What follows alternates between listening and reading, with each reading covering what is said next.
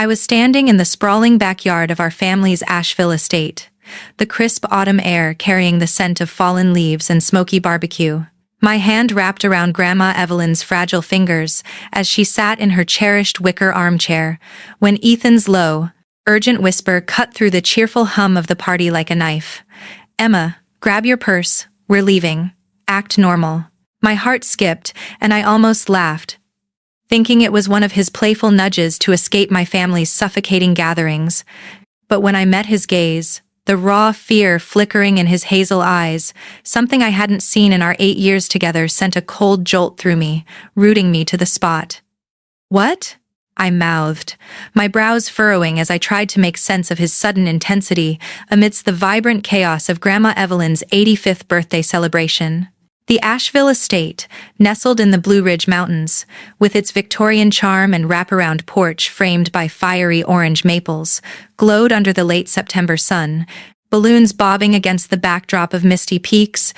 Yet Ethan's expression screamed that something was horribly wrong. He gave a subtle shake of his head, his lips curling into a forced smile as he brushed his fingers against mine, a quiet signal we'd used at awkward dinners to slip away unnoticed, but this was no casual exit. Around us, the party pulsed with forced festivity.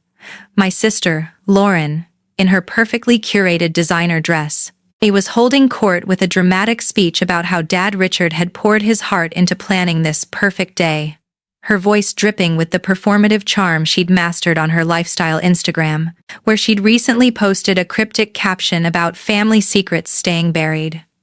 Dad stood nearby, all smiles and polished charisma, shaking hands with distant cousins and neighbors like Mrs. Delaney, the nosy widow next door who'd cornered me earlier, whispering about Richard's shady business deals, resurfacing after years of whispers about his gambling debts that nearly cost us this very house, a scandal from a decade ago when he'd siphoned my college fund to cover his losses, leaving me to scrape through community college while Lauren got her Ivy League degree. Grandma Evelyn, draped in her lavender shawl, looked fragile yet regal, her silver hair catching the golden light, but her eyes held a distant, a foggy glaze that twisted my gut. She was the woman who'd raised me after Mom's death, teaching me to bake apple pies in that creaky kitchen, shielding me from Richard's neglect and Lauren's vicious high school rumors that painted me as the family outcast. I wanted to bask in the joy of celebrating her, but Ethan's warning echoed, chilling me despite the warm mountain breeze. "Just heading inside for a sec, Grandma," I murmured, squeezing her hand gently. She nodded faintly, her applause for Lauren's speech weak, almost mechanical. Ethan and I wove through the crowd, my smile plastered on as I nodded at relatives' jokes about us, sneaking off to raid the wine cellar, Ethan chuckling back. "You know us, always chasing trouble." The moment we slipped through the French doors into the house, the festive noise muffled, and Ethan's grip on my wrist tightened, not painful, but urgent. "Ethan, you're scaring me. What's going on?" I whispered, my voice trembling as my pulse pounded. "Trust me, Emma. I'll explain in the car, just move," he said, his tone clipped, eyes scanning the dim foyer like he expected someone to jump out. We grabbed our coats and my purse from the antique table, the same one where I used to do homework while Grandma hummed old folk tunes, and stepped out into the crisp air, the estate's manicured lawn stretching toward the forested hills. Everything looked idyllic, kids chasing balloons, the scent of pine mingling with party smells, but it felt like a stage set, too perfect, too controlled. Ethan unlocked our SUV with a soft beep, opened my door, and waited until I slid in before circling to the driver's seat. The doors locked with a sharp click that echoed like a warning shot, and he sat still for a moment, staring into the rearview mirror as if checking for shadows. "Emma, something's seriously wrong here," he said, his voice low and steady, but heavy with a weight that made my stomach lurch. "What are you talking about? It's a birthday party, family cake, the usual," I said, my mouth dry as I tried to cling to normalcy. He pulled out his phone, gripping it tightly without showing me the screen. "I'll lay it all out soon. But right now, I need you to stay calm. And trust me, don't panic." I glanced back at the house, its warm lights glowing through the windows, and caught Lauren standing alone on the porch, her arms crossed, her polished smile gone, replaced by a cold, piercing stare that said she knew we weren't supposed to leave. My breath hitched. Ethan wasn't overreacting. Something was unraveling. If you're as rattled as I was, heart racing with that sinking feeling of betrayal lurking just out of sight, stick with me, because this toxic mess is about to explode.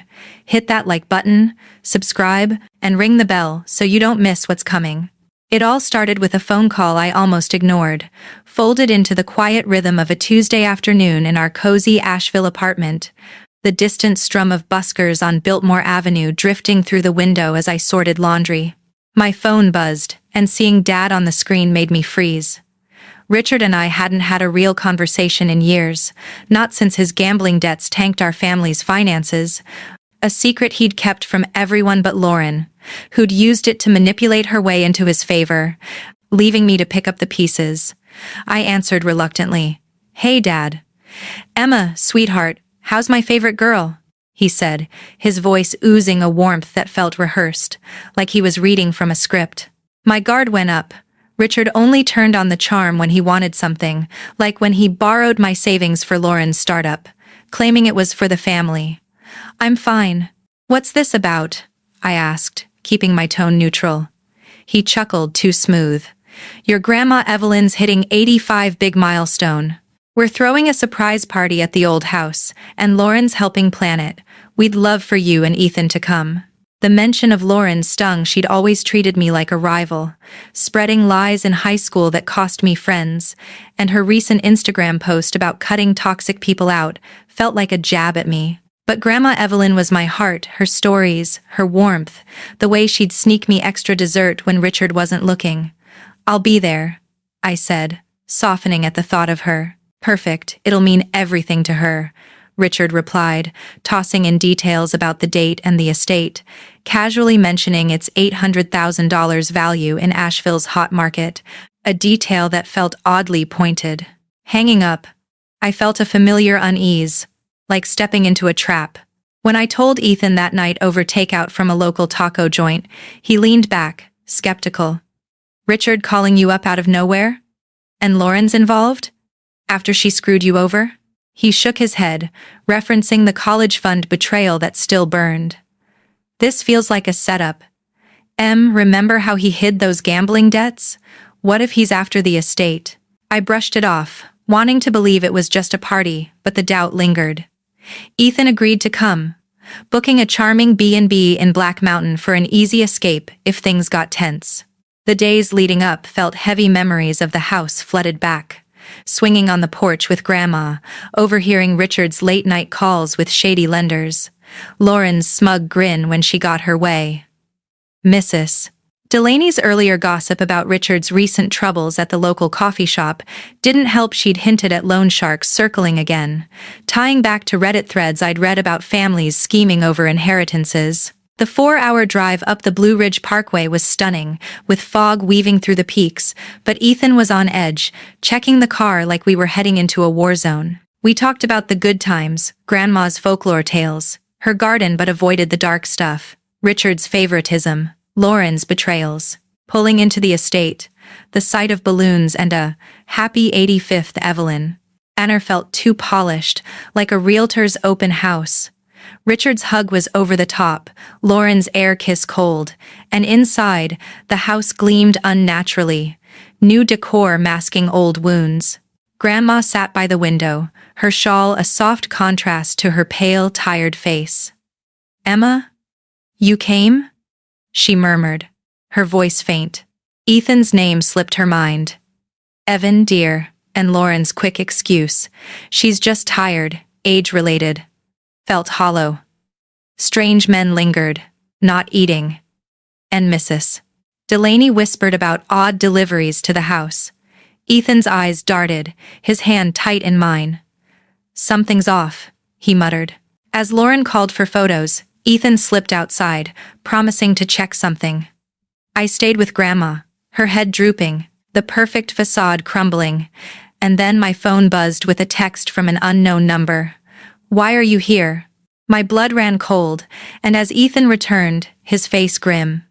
I knew this wasn't just a party. It was a trap. And we were about to step deeper into it. As Ethan's footsteps crunched back across the gravel driveway, his face etched with a tension that made my stomach twist even tighter, I shoved my phone into my pocket, the unknown text. "Why are you here?" burning like a brand in my mind. A cryptic warning that echoed the anonymous Reddit posts I'd scrolled through late at night about toxic families lurking in the shadows of inheritance disputes, where siblings sent veiled threats to scare off rightful heirs. He slipped back into the crowd seamlessly, but when he reached me by Grandma Evelyn's side, his whisper was urgent. "We need to talk now, but act casual." And I nodded, forcing a laugh as Lauren sauntered over with her clipboard, her eyes narrowing slightly at our hushed exchange. The same way she'd glared at me during family dinners years ago, when I dared question Richard's loans from my savings. The party swirled around us in the fading Asheville twilight, the Blue Ridge Mountains casting long, ominous shadows over the estate's manicured lawns, fairy lights twinkling like deceptive stars against the autumn chill.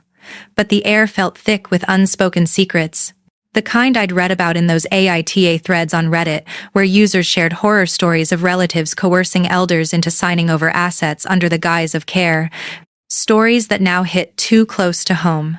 Grandma Evelyn stirred weakly in her chair, her lavender shawl slipping slightly, revealing the frail curve of her shoulders, and when I adjusted it, her eyes fluttered open, foggy and unfocused, murmuring, "Emma, is that you?" "The cake. It tastes funny." Her voice a fragile thread that snapped something inside me. She'd always been the sharp one, reciting poetry from memory, or spotting a lie from across the room. But now, she seemed adrift, much like the elder abuse cases I'd seen trending on social media, where abusers used over-the-counter sedatives to mimic dementia symptoms, making it easier to declare victims mentally unfit and seize control of estates worth hundreds of thousands. Tactics pulled straight from real-world reports by organizations like the National Adult Protective Services Association. "It's me. Grandma. Rest easy," I soothed, but my voice cracked, betrayal bubbling up as I recalled our strained family history, Richard's gambling addiction that had plunged us into debt a decade ago, forcing Grandma to bail him out with her savings, only for him to favor Lauren, funding her failed attempts at becoming an influencer with lavish trips and gear that racked up her own secret credit card debts.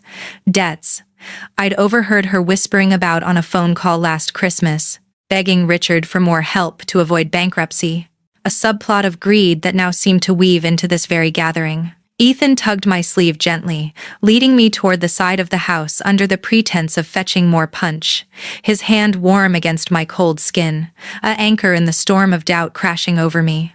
"I saw something out by the garage wires, hidden cameras maybe, snaking into the basement," he muttered, his breath hot against my ear, eyes darting to ensure no one followed. "Cameras? For what?"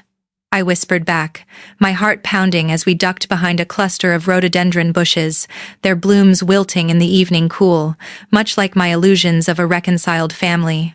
"Surveillance to record Grandma, looking confused, disoriented, building a case for incapacity," he explained, pulling out his phone to show a quick snap of thin black cables tucked under the porch eaves, the image grainy but damning, reminiscent of those undercover investigations I'd seen on YouTube documentaries about financial elder exploitation, where abusers installed hidden mics to capture evidence of mental decline for court filings.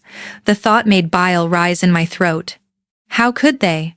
Richard, with his booming laugh echoing from the patio as he regaled guests with tales of the estate's history, the very property he'd nearly lost to his vices, and Lauren, snapping selfies with the banner in the background, her feed probably already buzzing with number family goals posts that masked her mounting financial desperation from sponsored deals gone sour. Just then, Mr. Harlan, the family lawyer who'd handled Grandma's trusts since before I was born, approached with his briefcase in hand, his wire-rimmed glasses glinting under the lights, and I froze. He'd always been Richard's confidant, drafting documents that conveniently favored him after the gambling scandal. "Emma, Ethan enjoying the festivities?" he asked. His smile too slick. Too practiced. As if he were in on a joke I wasn't privy to. Absolutely. Mr. Harlan, just admiring the view. Ethan replied smoothly, but I caught the edge in his voice, the way his jaw clenched. Good, good, Evelyn's looking forward to some updates on her estate plans later. Harlan added casually, patting his briefcase, a gesture that sent alarm bells ringing, echoing those Reddit stories where lawyers colluded in undue influence schemes, pressuring elders to amend wills under duress. Updates? What kind?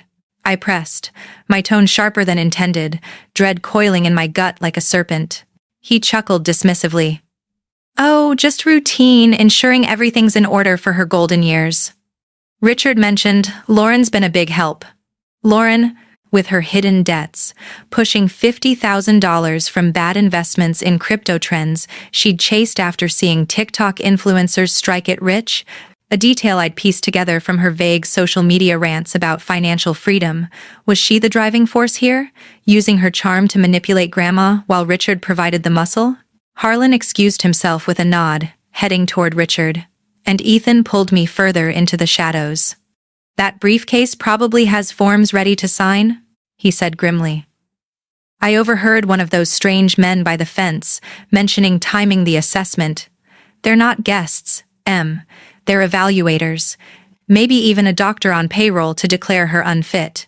My mind reeled, flashing back to Grandma's confused gaze, her weakened grip, symptoms that aligned perfectly with reports from the Department of Justice on elder abuse red flags, sudden lethargy from undisclosed medications, isolation from trusted family like me, whom they'd only invited to maintain appearances. She's been drugged, hasn't she? I choked out, tears stinging as the emotional weight crashed down the woman who'd bandaged my knees and defended me against Lauren's bullying, now reduced to a pawn in their game. Ethan nodded, his face pale. I think so, let's check the kitchen. I saw Lauren fiddling with something earlier. We slipped inside through a side door, the house's interior a stark contrast to the outdoor cheer, with its polished hardwood floors and walls lined with family photos that now felt like mocking reminders of fractured bonds. Me as a child, sidelined while Lauren beamed in the center, Richard's arm around her. The kitchen hummed with the low buzz of the fridge, counters cluttered with half-eaten platters, and Ethan rifled through drawers quietly, his movements precise from years of his security consulting job. Here, look, he whispered, holding up a small, unmarked vial of pills, the cap dusted with white residue. Lorazepam. I bet a sedative used in elder abuse cases to induce confusion, straight out of those California lawsuits where families dosed relatives to fast-track conservatorships, seizing estates worth millions.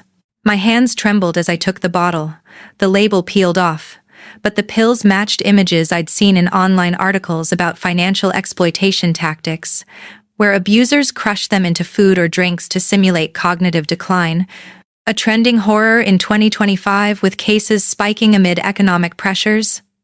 They've been slipping this into her tea or cake, I realized. Horror dawning, as I connected it to Grandma's funny-tasting comment. Betrayal searing through me like fire. How long had this been going on? Weeks? Months? All to grab the Asheville estate, now valued at over $800,000 with the city's real estate boom, enough to clear Richard's lingering gambling loans and Lauren's debts from her botched online boutique venture that collapsed under fake reviews scandals. Just as I pocketed the vial, footsteps echoed in the hallway, Lauren's voice, sharp and inquisitive. Emma? Ethan? Where'd you two disappear to? We froze, exchanging panicked glances, but Ethan motioned to hide it, whispering, We can't confront yet need more proof. The door swung open, Lauren's eyes scanning the room suspiciously, her perfect makeup cracking with a forced smile. There you are, Dad wants a family photo before Grandma rests.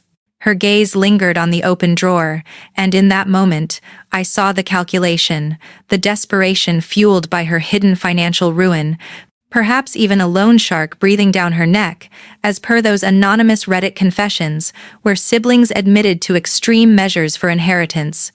Coming. I managed, but as we followed her out, Ethan slipped his phone back into his pocket, having snapped photos of the vial, and leaned in close. I just found something worse in the basement: forged documents with Grandma's signature, declaring her incompetent. My blood ran cold, the cliffhanger of discovery hanging like a noose, knowing we were seconds from unraveling their entire scheme. But with Lauren's watchful eyes on us, escape felt impossible, and the real confrontation loomed just ahead. With Lauren's suspicious gaze piercing through the dimming kitchen light as the Asheville dusk settled over the estate like a heavy fog, casting elongated shadows across the Victorian facade and turning the once vibrant party lights into eerie glows against the encroaching Blue Ridge twilight. Ethan and I exchanged a frantic glance before he shoved the photos of the forged documents deeper into his pocket, whispering harshly, "Follow my lead, we can't let her see we've got proof." And I nodded, my heart slamming against my ribs like a trapped bird. The vial of sedatives burning in my hand like damning evidence as Lauren stepped fully into the room, her heels clicking sharply on the tiled floor. "What are you two doing in here? Snooping around like you don't trust us?" Her voice laced with that familiar venom she'd honed since childhood, the same tone she'd used when denying her role in spreading those high school lies that isolated me, now amplified by her desperation over those hidden debts that had ballooned to $60,000 from her failed influencer gigs and crypto flops. Debts I'd glimpsed in her frantic texts to Richard that I'd accidentally seen last year. "Just grabbing some water for Grandma, she seemed thirsty." I lied, forcing a smile that felt like cracking glass. But Lauren's eyes narrowed, flicking to the open drawer where the vial had been, her composure slipping for a split second into raw panic. "She's fine. Emma always the hero, aren't you? Dad and I have everything under control." And with that, she ushered us back toward the living room, her grip on my arm a little too tight, a physical echo of the control she'd always exerted. But as we moved, Ethan subtly nodded toward the hallway leading to Grandma's study, mouthing, "Harlan's in there," referring to the family lawyer whose earlier comments had set my nerves on edge. The estate's interior felt oppressive now, the walls lined with faded portraits of ancestors staring down judgmentally, the air thick with the scent of wilting flowers from the party arrangements. And as we re-entered the main gathering space where the remaining guests milled about under the chandelier's soft flicker, I spotted Mr. Harlan in hushed conversation with Richard by the fireplace, their heads bent over a stack of papers, the scene straight out of those chilling Reddit AITA posts I'd read about families plotting against elders, posts that mirrored the 2025 FBI reports on elder fraud spiking to over $3.4 billion in losses. With family members, often the perpetrators in schemes involving forged documents and misuse of assets, much like the exposed case in Ohio, where siblings had drugged their mother with lorazepam to fake dementia and seize her $700,000 home. A scandal that trended on social media earlier that year and now haunted me as too similar to our nightmare. Ethan pulled me aside near the bay window overlooking the darkening mountains, his voice a urgent murmur.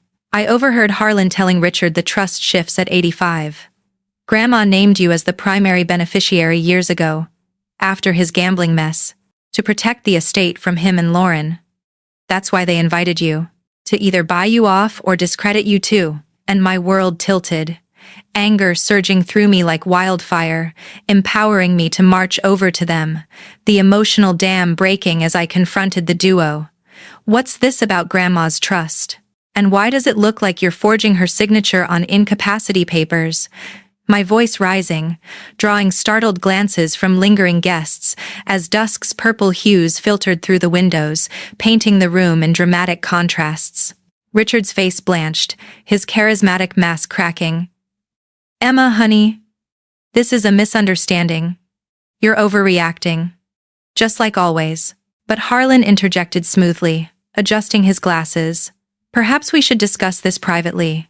Evelyn's estate, valued at $800,000 with the recent Asheville boom, needs proper management, and given her recent confusion," his words trailing off as he gestured to Grandma, still slumped in her chair, her eyes half closed from the sedatives they'd been slipping her, a tactic ripped from those FTC spotlights on false alarm scams where fraudsters induced vulnerability to steal life savings.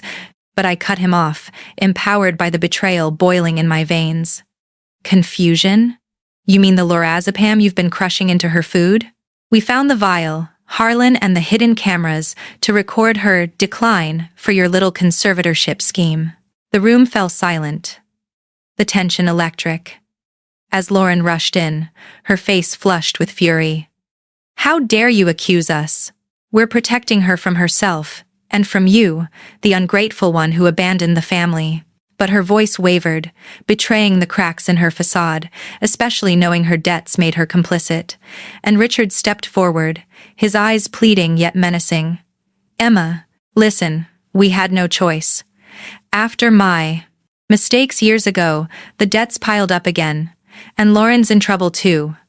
This was the only way to settle things without losing everything. Revealing the shocking truth of his prior fraud attempt, how he'd forged Grandma's checks back in 2018 to cover casino losses, a scam she'd forgiven but never forgotten, as detailed in the secret letter Ethan had spotted tucked in her desk drawer during his earlier snoop, a letter addressed to me that he now pulled out, waving it like a weapon. And this? Grandma's handwritten note from last year, warning Emma about your history of theft and naming her executor to block you both. She knew. Richard, she knew you'd try again. Tears streamed down my face, a mix of rage and heartbreak, as Grandma stirred at the commotion, her voice weak but clear. Emma. The letter. I hid it for you. An emotional twist that shattered me, her frail hand reaching out, empowering me further as I realized she'd been fighting silently. Much like the survivors in those 2025 exposés from the Department of Justice on family exploitation rings, busted in states like California, where relatives used contractor scams and investment fraud to drain estates, stories that now fueled my resolve. Harlan stammered, "This is irregular. I advise we adjourn and consult properly." But Richard lunged for the letter, snarling, "Give me that. You have no right." And in the scuffle, papers scattered, revealing more forgeries, including a fake medical report from a bribed doctor claiming Grandma's incapacity due to fabricated dementia. The scheme laid bare in the dramatic dusk light filtering through the windows. Guests whispering in shock as Lauren broke down, sobbing, "It was supposed to be quick. No one gets hurt. I can't go bankrupt, Emma. You don't understand." Her confession ripping open the toxic underbelly of our family, the empowerment surging through me, turning to a fierce protectiveness. As the confrontation peaked, with Richard's face twisted in defeat and Harlan gathering his briefcase in haste, I pulled out my phone, my fingers trembling but steady, declaring, "This ends. Now I'm calling the authorities. The police need to see this before you destroy her completely." The turning point crystallizing in that moment, my voice strong amid the chaos, setting the stage for justice to unfold as the estate's grandfather clock chimed ominously in the background, marking the irreversible shift from betrayal to reckoning. As the grandfather clock's chime faded into the heavy silence of the Asheville estate, now cloaked in the deepening twilight that turned the Blue Ridge Mountains into shadowy giants looming beyond the windows, I stood frozen with my phone in hand. The call to the county sheriff's department already connecting, my voice still ringing with the declaration that had shattered the room. Richard's face ashen, Lauren's sobs echoing, and the scattered forged documents littering the floor like evidence of a crime scene, their scheme to sedate Grandma Evelyn and seize her $800,000 estate, exposed in front of shocked guests. "County Sheriff's Department. What's your emergency?" A calm voice answered, and I took a shaky breath. "I'm reporting elder abuse and fraud at 1427 Maplewood Lane, Asheville. My grandmother's been drugged, and we have proof of forged documents to steal her estate."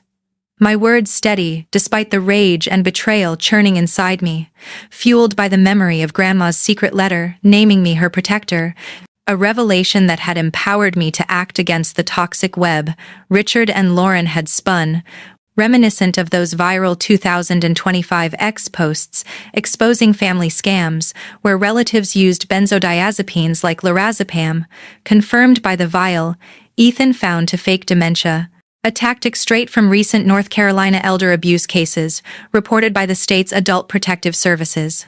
Ethan, standing protectively beside me, handed over his phone's photos of the hidden cameras, the unmarked pill bottle, and the forged incapacity forms to a lingering guest, Mrs. Delaney. The nosy neighbor who'd hinted at Richard's shady dealings earlier. Her eyes widened as she whispered, "I saw delivery vans here last week unmarked, late at night, dropping off boxes to the basement."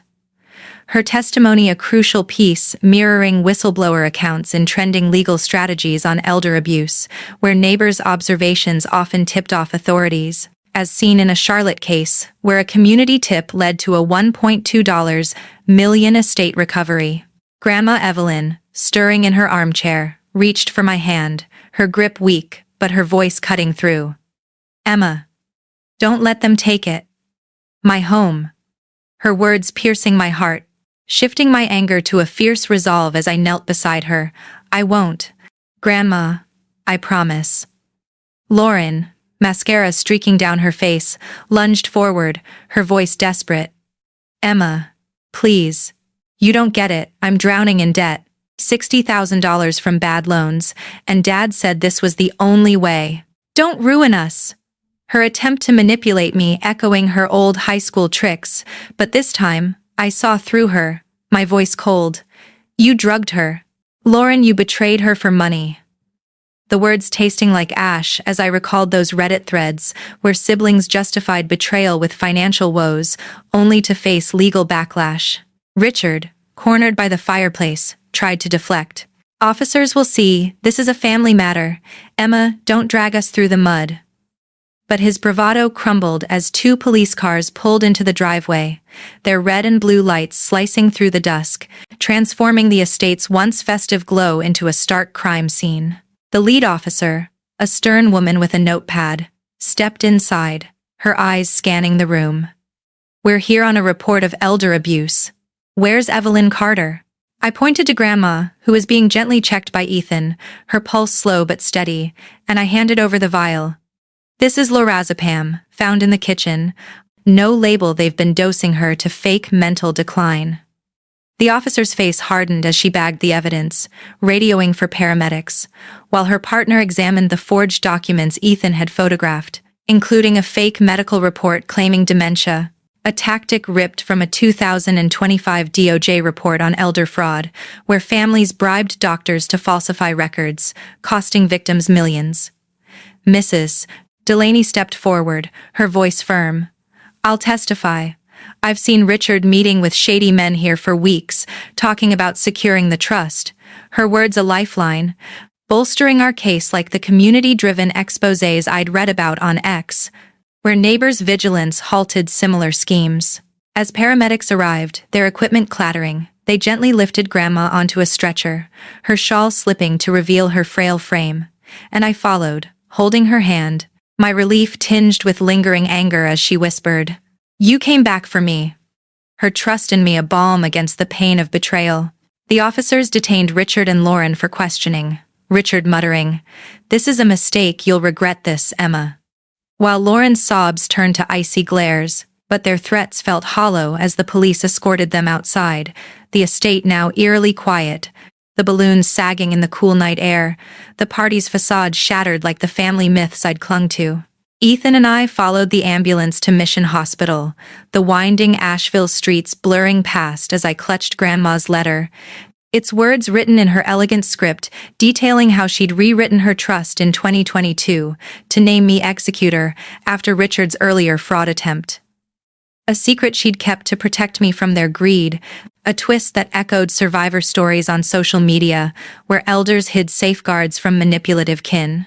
At the hospital, a doctor confirmed traces of lorazepam in Grandma's system, enough to cause confusion but not lethal. She'll need monitoring. But she's strong. And I exhaled, relief flooding me, though the sting of Richard and Lauren's betrayal lingered like a bruise.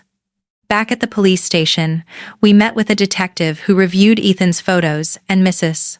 Delaney's statement, nodding grimly. "This matches patterns we've seen hidden. Surveillance, sedatives, forged signatures. We're opening a case for elder abuse and fraud, and with the estate's value, this could mean felony charges." The legal gears were turning. a step toward justice. But as we left the station, my phone buzzed with another text from an unknown number. "You can't stop this, Emma." A chilling echo of Lauren's desperation, suggesting their scheme might have deeper roots, perhaps tied to the loan sharks Mrs. Delaney had mentioned, a challenge that loomed as we prepared for the legal battle ahead, the estate's lights fading in the distance as we drove back to our B&B, the promise of accountability now within reach. As the morning sun filtered through the soft curtains of Mission Hospital's recovery ward in Asheville, casting a warm, golden glow over Grandma Evelyn's bed, where she sat propped up, her lavender shawl draped over her shoulders and her eyes brighter than they'd been in days, I sat beside her holding her hand, the weight of the past week's chaos settling into a bittersweet calm, my heart swelling with relief yet aching from the betrayal that had unraveled our family at her 85th birthday party. The hospital room smelled faintly of antiseptic, but the vase of fresh rhododendrons picked from the estate's garden added a touch of home, grounding us as we faced the aftermath of Richard and Lauren's scheme to sedate her with lorazepam and forge documents to seize her $800,000 estate, a plan now crumbling under felony charges of elder abuse and fraud, as confirmed by the detective who'd called that morning to report their arrests, a legal reckoning echoing the 2025 X posts about families facing justice for similar scams, like a Florida case where siblings lost everything after drugging their parent for a $500,000 inheritance. Grandma squeezed my hand, her voice steady. "Emma, you saved me. You and Ethan saw what I couldn't." Her gratitude a balm to the lingering sting of Richard's confession about his renewed gambling debts and Lauren's $60,000 hole from her failed influencer ventures, their greed laid bare in court filings that Mrs. Delaney's testimony and Ethan's photos had solidified. As we spoke, a nurse delivered a sealed envelope from Grandma's lawyer, not Mr. Harlan, who'd been disbarred for his role, but a new attorney who'd uncovered a final twist.